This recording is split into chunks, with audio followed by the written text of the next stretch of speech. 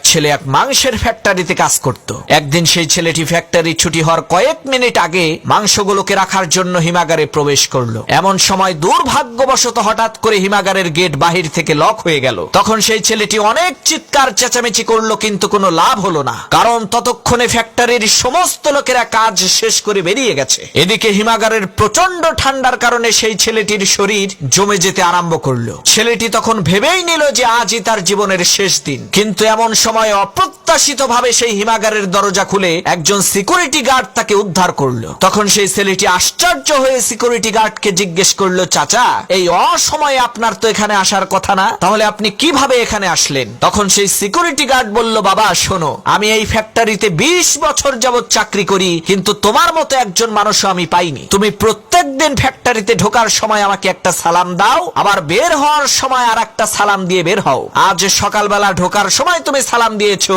কিন্তু বের হওয়ার সময় তোমার সালামটা আমি পেলাম না।